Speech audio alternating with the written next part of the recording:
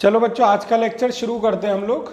और आज के लेक्चर में हम लोग जो है वो स्ट्रेट लाइन इन 3D में स्ट्रेट लाइन को कंटिन्यू करेंगे। पिछले टर्न पे मैंने जो बताया था उसका एक क्विक रिवीजन दे दे रहा हूं। हम लोग पढ़ रहे थे इक्वेशन ऑफ लाइन, और इक्वेशन ऑफ लाइन में मैंने आपको टाइप 1 बताया था। दो टाइप की इक्वेशन है हमारे पास। जैसे कि हमने जब 11th क्लास में पढ़ा था तो y equal to m x plus c पढ़ा था, इंटरसेप्ट फॉर्म पढ़ा था x upon a plus y upon b is equal to 1, है ना। इस तरह के कई सारे, या 2 पॉइंट फॉर्म पढ़ा था हम लोग ने, y minus y one is equal to y two minus y one upon x two minus x one into x minus x one. I hope याद होगा।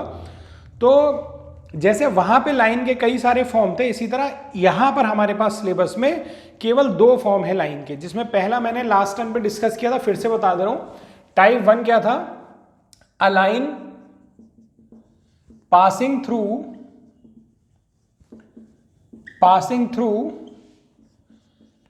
अ पॉइंट, और उस पॉइंट का पॉइंट विद पोजीशन वेक्टर, ये उस point का position vector है, and parallel to a given vector.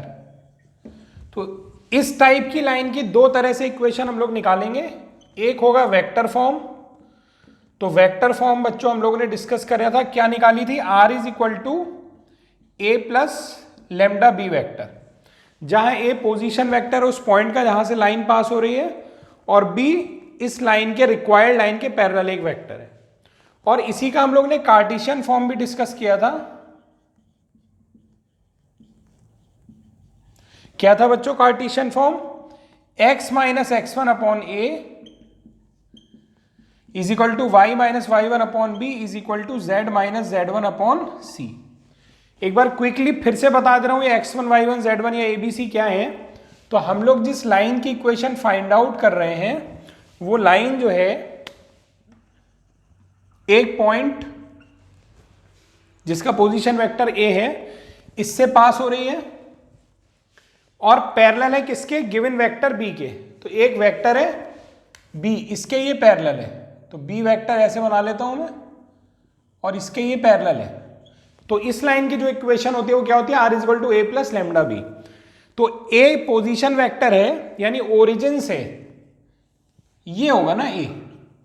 अगर हम कोऑर्डिनेट के फॉर्म में बात करें तो a पॉइंट के कोऑर्डिनेट में मान लेता हूं x1 y1 और z1, और b पॉइंट जो b है हमारा वो एक वेक्टर है, तो b वेक्टर को मैं कुछ मान लेता हूं। तो b वेक्टर को मैंने मान लिया ai plus bj plus ck। अब यहां पर देखो ध्यान से, किसी भी वेक्टर में अगर इस तरह से लिखा है ai bj ck, तो i j के डायरेक्शन कोसाइन होते हैं या डायरेक्शन रेशो होते हैं? जल्दी बताइए। डायरेक्शन रेशो होते हैं, बिल्कुल सही बात है। लेकिन एक कंडीशन में डायरेक्शन कोसाइन भी हो सकते हैं। वो कंडीशन ये है कि अगर इनके स्क्वायर का सम 1 आ जाए, यानी a square plus b square plus c square अगर 1 आ जाए, तो याद करो l square plus m square plus n square बराबर 1 कब होता था? जब l m n direction cosine होते थे। तो कभी कभी ऐसा भी होगा कि a square b square c square का जब सम करोगे तो 1 आ जाएगा। उस केस में एबीसी डायरेक्शन रेशो ना होके डायरेक्शन कोसाइन होंगे। लेकिन तुम्हारे सवाल पर कोई फर्क नहीं पड़ेगा, यहां पर डायरेक्शन रेशो भी हो सकते हैं और डायरेक्शन कोसाइन भी हो सकते हैं। इतना समझ में आया? ठीक है, ठीक है। तो इतना हम लोग ने लास्ट टाइम पे डिस्कस किया था। एक क्वेश्चन भी किया था हम लोगों ने, यहाँ x1 y1 z1 क्या है? ये वाले पॉइंट के कोऑर्डिनेट। तो ये कार्टेशियन फॉर्म है, ये वेक्टर फॉर्म है। कार्टेशियन फॉर्म का मतलब यहां पर कहीं पर भी i j के नहीं आएगा, और वेक्टर फॉर्म का मतलब इसमें i j के आएगा। अब हम लोग टाइप 2 फॉर्म पर आते हैं। टाइप 2 फॉर्म क्या है हमारा? Line passing through 2 given points. वो कैसे होगा उसको भी देख लेते हैं जल्दी से। तो बच्चों अगला जो हमारा है टाइप 2, उसमें 2 पॉइंट से पास होने वाली लाइन की इक्वेशन चाहिए।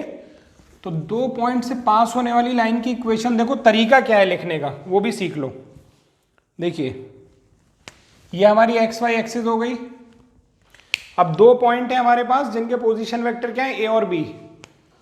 तो एक पॉइंट ये है जिसका पोजीशन वेक्टर है ए, और एक पॉइंट ये है जिसका पोजीशन वेक्टर है बी। इन दोनों से पास होने वाली लाइन की इक्वेशन हमें चाहिए, ये चाहिए हमें इक्वेशन। ठीक, अब देखो ध्यान से, यहां पर इस पर एक पॉइंट मान लेता हूं मैं जिसका पोजीशन वेक्टर क्या है r। ठीक, अब देखो ध्यान से, ये जो वेक्टर है इसको मैंने a दिया, इसको b दिया, इसको मैंने c दिया। अगर मैं आपसे पूछूं कि वेक्टर ac क्या होगा तो आप कहोगे कि सर वेक्टर ac क्या होगा हमारा OC माइनस OA, और OC का मतलब उसका पोजीशन वेक्टर, ये ना क्या है वो पोजीशन वेक्टर R। OA का पोजीशन वेक्टर क्या है बच्चों A, तो AC का पोजीशन वेक्टर क्या हो गया R माइनस A। ठीक, इसी तरह से अगर मैं AB का पोजीशन वेक्टर आपसे पूछूंगा तो आप क्या लिखोगे बच्चों, जल्दी बताओ AB का पोजीशन वेक्टर, सब लोग बताओ, बोलिए। Very good, B minus A vector, बिल्कुल सही जवाब है हमारा। तो लेकिन यहां से अगर आप देखो B माइनस A वेक्टर और AC और AB कोलिनियर या पैरेलल है या नहीं, आपको दिखाई दे रहा है कि नहीं? अगर ऐसा है तो मैं AC को लिख सकता हूं लैम्डा टाइम्स AB वेक्टर।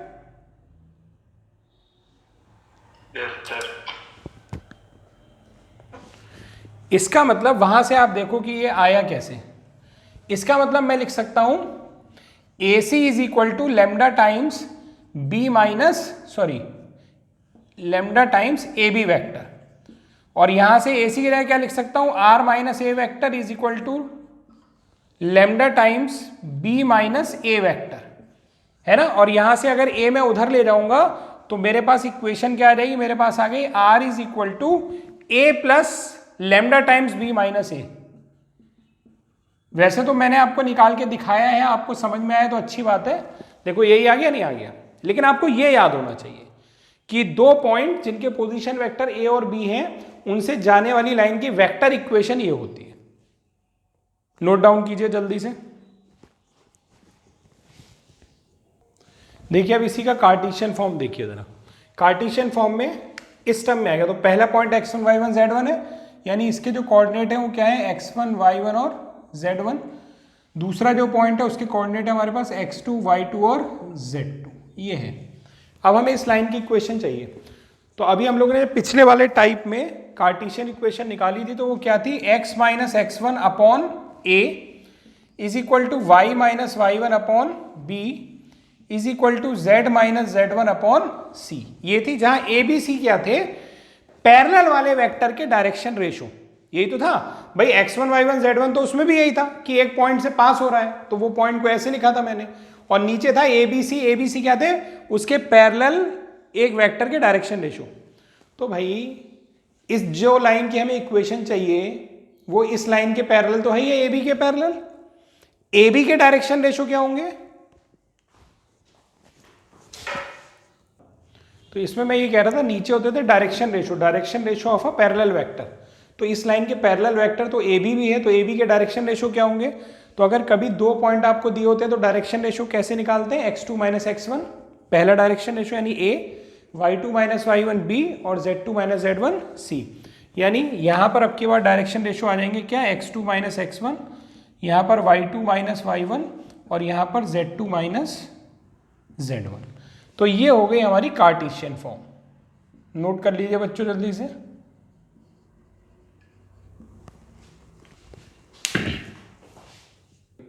तो इस क्वेश्चन में हमें पता लगाना है find vector equation of a line passing through these two point.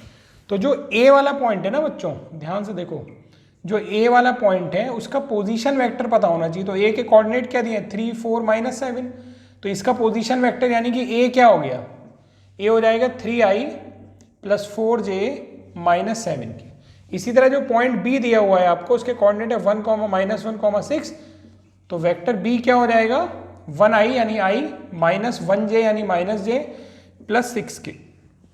क्या फॉर्मूला है वेक्टर इक्वेशन निकालने का बच्चों, दो पॉइंट से जाने वाले r is equal to lambda times a plus lambda times b minus a, इसमें पुट कर देते हैं तो r इज इक्वल टू हो जाएगा a की जगह 3i plus 4j minus 7k plus lambda times b minus a, तो मैं डायरेक्ट कर दे रहा हूं बी माइनस ए, तो आई माइनस 3i कितना हो गया -2i, माइनस जे माइनस 4j कितना हो गया -5j, और 6k माइनस -7 यानी प्लस हो जाएगा प्लस का 13k। तो बच्चों ये आ गई इसकी वेक्टर इक्वेशन। इतना समझ में आया? अगर इसी की कार्टेशियन इक्वेशन पूछी होती, सवाल में तो वेक्टर ही पूछा था, चलो मैं कह दे रहा हूं कि कार्टेशियन CE लिखता हूं मैं शॉर्ट में कार्टेशियन इक्वेशन को, ये भी फाइंड करना है। तो कार्टेशियन इक्वेशन का फॉर्मूला क्या है? x minus x1 upon x2 minus x1 is equal to y minus y1 upon y2 minus y1 is equal to z minus z1 upon z2 minus z1। ठीक है, x y z की जगह कुछ मत रख देना, x1 x2 y1 y2 z1 z2 ये put कर दो भाई। जो पहला पॉइंट है वो x1 y1 z1 मान लीजिए, और जो दूसरा पॉइंट है वो x2 y2 z2 मान लीजिए। तो इन पॉइंट्स को इसमें पुट कर देंगे तो कार्टेशियन इक्वेशन भी आ जाएगी। अक्सर ये कहा जाता है, मेरी बात सुनना, अक्सर ये कहा जाता है कि आपको वेक्टर से कार्टेशियन बनाना और कार्टेशियन से वेक्टर बनाना है, ये बहुत कहा जाता है। तुम कोई भी एक बना लोगे ना तो उससे दूसरी बनाना मैं सिखा दूंगा तुमको, कि दूसरा कैसे बनाया जाता है वो मैं सिखा दूंगा। तुम कोई भी एक बनाना सीख लो। जैसे मान लो मुझे इससे बनानी होती ना ये वाली इक्वेशन कार्टेशियन वाली, तो जानते हो मैं कैसे बनाता? देखो कैसे बनाता। जो ये होता है, ये पहला वाला जो होता है वो ए पॉइंट होता है। ए पॉइंट यानी जहां से वो पास हो रहा है, और पास होने वाले पॉइंट के कोऑर्डिनेट को मैं क्या मानता हूं? x1 y1 z1। यानी मेरे लिए x1 y1 और z1 क्या हो जाते हैं बच्चों? 3 4 और -7। ठीक, और r is equal to a plus lambda b वाली फॉर्म जो पहली थी उससे कंपेयर करोगे तो जो डायरेक्शन रेशियो होते थे वो ये होते थे -2 -5 13। यानी ए बी सी की वैल्यू क्या आएगी? -2 -5 और 13। अब मैं किस में रखूंगा? जो पहली वाली टाइप की कार्टेशियन इक्वेशन थी, यानी क्या थी वो? x minus x1 upon a, y minus y1 upon b, और z minus z1 upon c. तुम कहोगे सर यहाँ तो x2 माइनस x1 कर रहे हो और यहाँ आप a कर रहे हैं, अलग अलग आंसर है। कि नहीं बेटा, जो a निकाला है हम लोगों ने वो निकाला कैसे है? माइनस ही करके तो निकाला है x2 माइनस x1 को। तो तुम चाहे ऐसे निकालोगे चाहे तुम ऐसे निकालोगे, आंसर वही आएगा। कुछ समझ में आया? फिर से बताऊं, किसी को लग रहा हो तो? अच्छा, किसी को अगर ये वाली बात नहीं समझ में आई ना तो कोई बात नहीं, यहां तक तो आ गया होगा समझ में। इसको कर लो जल्दी से।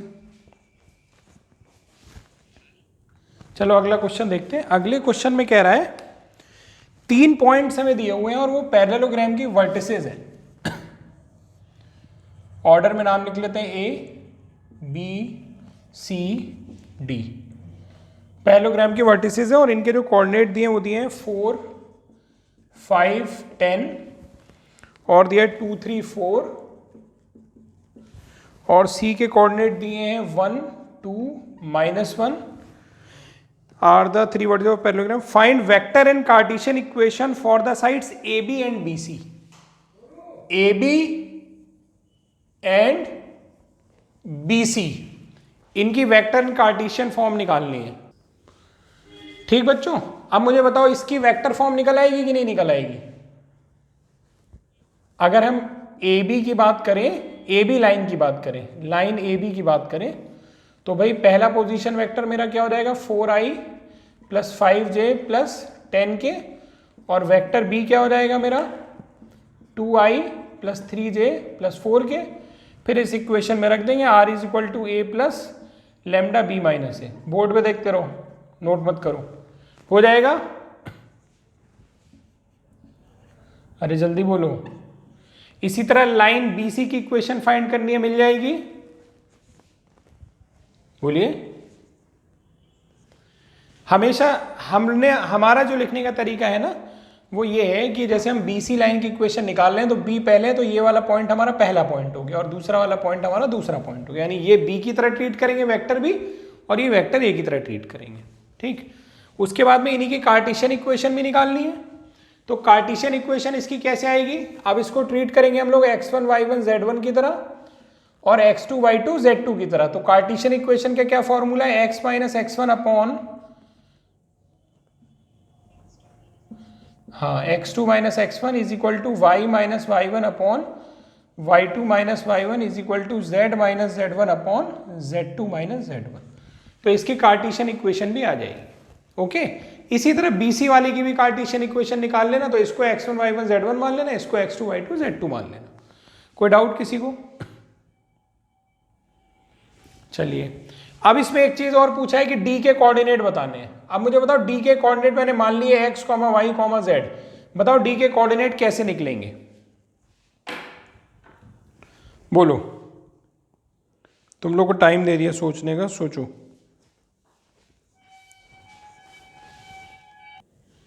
पैरेललोग्राम के जो डायगोनल्स होते हैं वो दोनों डायगोनल का मिड पॉइंट होता है, यानी जो मिड पॉइंट इसका होगा वही मिड पॉइंट इसका होगा। अभी समझ में आई बात? ठीक है, तो फिर इसका मिड पॉइंट निकाल लो BD का। अब इसको मिटा दे रहा हूं, इसका काम तो हो गया। अच्छा, तुम लोग ने नोट नहीं किया अभी, तो एक काम करो, जल्दी से इसका स्क्रीनशॉट ले लो। आज थोड़ा क्लास लेट शुरू हुई है ना, तो जल्दी काम करना है। ठीक है, अब हमें ये वाला चाहिए, तो BD का मिड पॉइंट निकालें। अगर ये इसको मैं मान लेता हूं, चलो P पॉइंट मान लेता हूं, तो BD के हिसाब से कोऑर्डिनेट होंगे x प्लस 2/2 कॉमा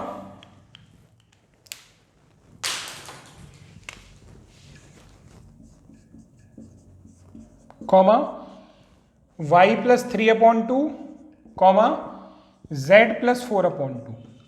ये P के कोऑर्डिनेट हो गए BD के हिसाब से। अगर AC के हिसाब से हम लोग निकालेंगे तो क्या होगा? 4 प्लस 1/2। AC के हिसाब से निकालेंगे तो 4 प्लस 1/2, और क्या होगा? बोलते जाओ बच्चों।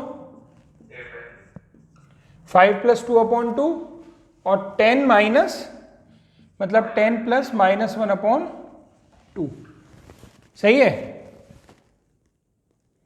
अब ये इसके बराबर, ये इसके बराबर और ये इसके बराबर करके x y z की वैल्यू आ जाएगी कि नहीं आ जाएगी? हमें x y z चाहिए था इसका कोऑर्डिनेट।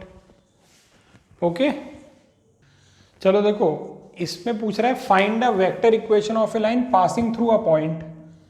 तो passing through a point and parallel to a line joining these two points, और एक वेक्टर है उसके पैरेलल। तो अगर आपको ध्यान आ गया हो तो इस तरह की जो लाइन है वो टाइप 1 वाली है हमारे हिसाब से। तो इसकी इक्वेशन होती है r is equal to a plus lambda times b vector. इसमें a क्या होता है? जिस पॉइंट से पास हो रहा है उसका पोजीशन वेक्टर, और वेक्टर b, तो वेक्टर b इन दोनों पॉइंट्स को ज्वाइन करके बन रहा है ना। मान लेते हैं ये a है, ये b है, तो a b क्या होगा? दोनों को सबट्रैक्ट कर देंगे। तो जो वेक्टर ए बी या वेक्टर बी है, जिसको हम लोग ए बी कह रहे हैं, वो कैसे मिलेगा? दोनों को सबट्रैक्ट करने पर। तो आई माइनस माइनस आई यानी 2i, 2j माइनस 4j यानी माइनस 2j, और 2k माइनस k यानी कि k। ये हुआ ए बी वेक्टर यानी बी वेक्टर। और ए वेक्टर क्या है? ये रहा। ठीक, अब इसमें रख देना, आंसर आ जाएगा। स्क्रीनशॉट ले लो जल्दी से।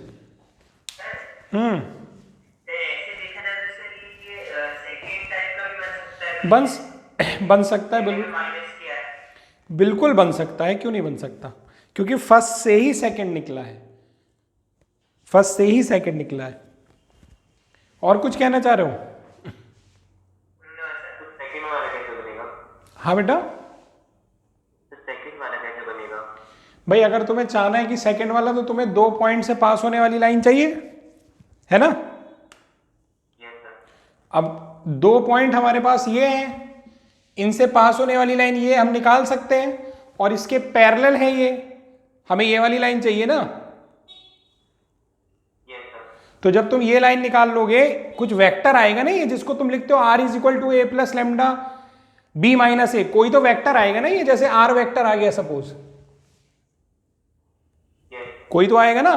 तो फिर तुम इसको ऐसे नहीं लिख सकते कि नई वाली line will be equal to a plus lambda times r।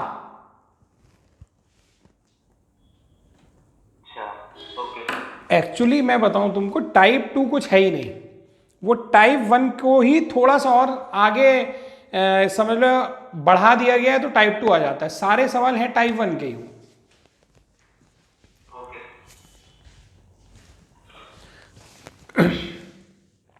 देखिए, इसको कन्वर्ट करना है कार्टेशियन इक्वेशन से वेक्टर में, तो वेक्टर फॉर्म होती है r is equal to a plus lambda b, जहां ए होता है जिस पॉइंट से पास हो रहा है, तो वो ये होता था ना भाई। कार्टेशियन फॉर्म हमारी क्या होती है, ये होता है y minus y one upon b is equal to z minus z one upon सी।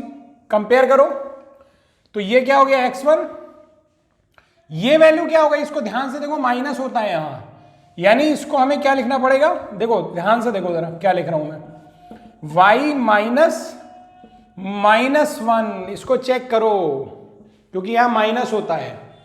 फिर z माइनस थ्री है तो वो ठीक है, z माइनस थ्री अपॉन सी, तो x1 की वैल्यू 2, y1 की वैल्यू माइनस वन और z1 की वैल्यू 3 हो गई। कितने लोगों का गलत हो गया, हुआ किसी का? ये ध्यान रखना जरा, इससे कंपेयर करना, यहां माइनस होता है। और ए बी सी क्या हो गए, वो यही हो गए हमारे। तो a बराबर 2, b बराबर 3 और c बराबर कितना है बच्चों, -2। तो चलिए इससे तो वेक्टर बनेगा a जिस पॉइंट से पास हो रहा है, तो वेक्टर बनेगा 2i माइनस जे प्लस 3 के,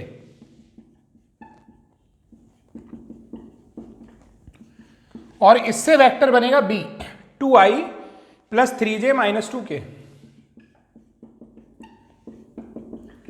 और उठा करके यहां रख दीजिएगा, वेक्टर फॉर्म आ गई। ओके, कार्टेशियन इक्वेशन किस तरह की होती है मालूम होना चाहिए। जैसे ये है ना Cartesian equation,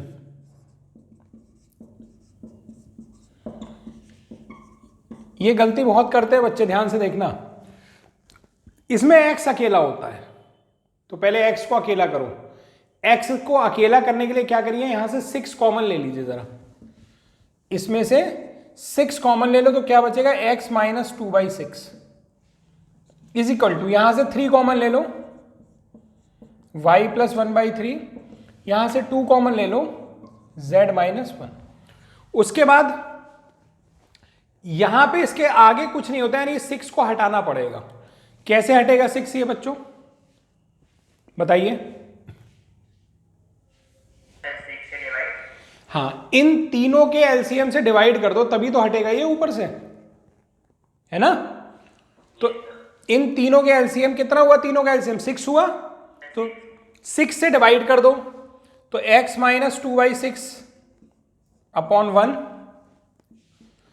y plus 1/3 upon 2 और z माइनस 1 अपॉन 3, जब 6 से डिवाइड किया। अब इसको भी थोड़ा सा और मैं सही कर देता हूं, क्योंकि यहां पर इससे कंपेयर करना है ना हमें। x1 की वैल्यू कितनी हो गई, 2/6, y1 की वैल्यू कितनी हो गई, जल्दी बताओ क्या वैल्यू हुई, -1/3। मतलब जो साइन होता है उसकी उल्टी वैल्यू होती है। जैसे यहां माइनस है तो मैंने देखो प्लस 2/6 लिखा है, यहां प्लस है तो ये -1/3, और z1 की वैल्यू कितनी हो जाएगी, 1 हो जाएगी। इतना आया समझ में। और नीचे वाले होते हैं डायरेक्शन रेशो, यानी कि आपके पास a की वैल्यू कितनी हो गई 1, b की वैल्यू 2 और c की वैल्यू 3। a की वैल्यू 1, b की वैल्यू 2 और c की वैल्यू 3। ये वैल्यू हो गई हमारे पास ABC की। क्या पूछा है इसने, डायरेक्शन रेशो, वो देखो निकाला है। वेक्टर इक्वेशन में कन्वर्ट करना है तो वेक्टर इक्वेशन में तो कन्वर्ट आराम से हो जाएगा। ये जो पॉइंट होता है इससे कौन सा वेक्टर हमें मिलेगा, वेक्टर A, वेक्टर A मिलेगा ना इससे। तो वेक्टर A क्या हो जाएगा हमारा, 2/6i minus 1/3j plus k 1k। और वेक्टर B किससे बनता था, डायरेक्शन रेशो से बनता था, तो i plus 2j plus 3k। अब लगा देना वेक्टर के लिए r is equal to a plus lambda times b। आया समझ में? देखो बच्चों, अगर ये पॉइंट और ये पॉइंट कोलिनियर है तो लैम्डा की वैल्यू बतानी है। तो एक काम करें भाई, इन दोनों पॉइंट से जाने वाली लाइन की इक्वेशन निकाल लें, और क्योंकि ये पॉइंट भी उसी लाइन पर है तो उसको सेटिस्फाई करेगा। जैसे 11th में हम लोग करते थे, कोई पॉइंट अगर किसी कर्व पर होता है तो उसकी इक्वेशन को सेटिस्फाई करता है ना। तो पहले इस लाइन की इक्वेशन निकाल लेते हैं। तो 2 पॉइंट से जाने वाली लाइन की इक्वेशन निकालना तो बड़ा आसान है। और जब तक वो ना कहे कि वेक्टर इक्वेशन निकालनी है, कार्टेशियन निकालनी है, कार्टेशियन निकाल देना। कार्टेशियन थोड़ा आसान होता है। कार्टेशियन का फॉर्मूला लिखते हैं x minus x one upon x2 minus x one is equal to y minus y one upon y2 minus y one is equal to z minus z one upon z2 minus z one. ये है। अब इसमें put कर देते हैं, तो x minus minus one is equal to y minus y one यानी 3, z minus z one यानी कि 2 अपॉन नीचे क्या आता है x2 माइनस एक्स वन, तो -1 नहीं -4 माइनस -1 यानी कितना बचेगा बच्चों, -3। ये हुआ ना -4 माइनस -1 यानी -4 + 1 -3। 2 - 3 कितना हो गया, -1। -2 - 2 कितना हो गया, -4। ठीक, यानी लाइन की इक्वेशन आ गई हमारे पास x + 1 upon -3 is equal to y - 3 upon -1 is equal to z - 2 upon -4। अब अगर ये पॉइंट भी इस लाइन पर है तो ये पॉइंट इस इक्वेशन को सेटिस्फाई करना चाहिए। और अगर सेटिस्फाई करेगा, अच्छा सेटिस्फाई कराने के लिए हम लोग उस पॉइंट को किसकी जगह रखते हैं, एक्स वाई की जगह। याद है, किसी भी कर्व में एक्स या वाई की जगह रखते थे जब हम 2D पढ़ते थे। अब यहां 3D है तो एक्स वाई और जेड की जगह रख देंगे। तो एक्स को एक्स की जगह 5 रख दीजिए, इज इक्वल टू वाई की जगह भी 5 रख दीजिए, इज इक्वल टू जेड की जगह लैम्डा रख दीजिए, और इन दोनों को बराबर करके लैम्डा निकाल लीजिए, आपका आंसर आ जाएगा जो आना होगा। चलिए देखिए, पहले तो ये समझ लो, अगर किसी लाइन का कार्टेशियन फॉर्म दिया हुआ है तो इस लाइन पर हम एक पॉइंट हमेशा मान सकते हैं। कैसे, वो तरीका सीखो पहले, ये बहुत काम आएगा आगे भी। Any point on this line, any point on this line कैसे कर सकते हैं, देखो x + 2 upon 3 is equal to y + 1 upon 2 is equal to z - 3 upon 2 is equal to, भाई रेशो है ना ये, इसको लैम्डा के इक्वल मान लिया। अब यहां से एक बार इसको बराबर करके x निकाल लो, इसको और लैम्डा को बराबर करके y निकाल लो, और इसको और लैम्डा को बराबर करके z निकाल लो। ठीक, चलिए, तो अगर इसको और लैम्डा के बराबर करेंगे तो x + 2 upon 3 is equal to lambda, यहां से x इज इक्वल टू कितना आ जाएगा, 3 लैम्डा - 2। इसी तरह y + 1 upon 2 is equal to lambda, तो यहां से y इज इक्वल टू कितना आ जाएगा, 2 लैम्डा - 1। इसी तरह z - 3 upon 2 is equal to lambda, तो z इज इक्वल टू कितना आ जाएगा, 2 लैम्डा + 3। ये आ जाएगा x y z। ये any point on this line can be assumed in this way, इस तरीके से हम लोग एज्यूम कर सकते हैं। अब हमारे पास इस लाइन पर जो पॉइंट आया वो क्या आ गया, 3 लैम्डा - 2, 2 लैम्डा -1, 2 लैम्डा + 3, यह आ गया एट ए डिस्टेंस 3√2। अब इस पॉइंट की डिस्टेंस कितनी है, 3√2, कहां से, 1 2 3 से, 1, 2, 3 से। हमें ये पॉइंट फाइंड करना है। अभी पॉइंट फाइंड नहीं हुआ, ये तो लैम्डा के टर्म में लिखा हुआ है ना, पॉइंट कहां फाइंड हुआ, अभी लैम्डा तो अननोन है ना। तो अब हम लोग डिस्टेंस फॉर्मूला लगाएंगे और डिस्टेंस को इक्वल करेंगे 3√2 के, तब ये लैम्डा सॉल्व होके आएगा। पहले इतना नोट कर लो जल्दी से। चलिए अब डिस्टेंस फॉर्मूला लगा देते हैं। तो डिस्टेंस फॉर्मूला क्या होता है हमारे पास, x2 - x1, चाहे इसको x2 मान लो चाहे इसको x1, कुछ भी मान लो। चलो x2 - x1, चलो यहां लिख भी दे रहा हूं एक बारी फॉर्मूला। 3D में जो डिस्टेंस फॉर्मूला होता है x2 - x1 का होल स्क्वायर, y2 - y1 का होल स्क्वायर, z2 - z1 का होल स्क्वायर, ये होता है। ये डिस्टेंस आपको दी हुई है 3√2, और अगर दोनों साइड स्क्वायर कर दे तो यहां से स्क्वायर रूट हट जाएगा, तो कर देता हूं स्क्वायर। x2 - x1, तो 3 लैम्डा -2 -1 कितना हो गया, 3 लैम्डा -3 का स्क्वायर। फिर y2 - y1, तो 2 लैम्डा -1 -2 यानी कि 2 लैम्डा -3 का स्क्वायर, प्लस z2 - z1 यानी 2 लैम्डा + 3 -3 यानी क्या बचेगा, केवल 2 लैम्डा। अब आप इस इक्वेशन में देखो, अगर इसको ओपन करोगे तो लैम्डा में क्वाड्रेटिक मिलेगी ना, उस क्वाड्रेटिक को आप लोग खुद सॉल्व करिएगा। कितना लैम्डा आएगा वो मैं आपको बता देता हूं। तो लैम्डा की जो वैल्यू आ रही है बच्चों, 2 आ रही है। एक आ रही है लैम्डा की वैल्यू 0, और एक लैम्डा की वैल्यू आएगी 30/17। ओके, हमें क्या निकालना था, ये वाला पॉइंट। तो 2 बार इसके आंसर निकालेंगे, एक बार लैम्डा को हम लोग 0 लेके निकालेंगे और एक बार लैम्डा को लेके 30/17 लेके निकालेंगे। सबको समझ में आया? ठीक है, नोट कीजिए। तो बच्चों आई होप आपको ये लेक्चर समझ में आया होगा। कोई दिक्कत होगी तो मुझे ज़रूर बताइएगा, कमेंट बॉक्स में लिख दीजिएगा। वीडियो पसंद आएगा तो लाइक करना, शेयर करना, सब्सक्राइब करना कराना ना भूलिए। Thank you very much.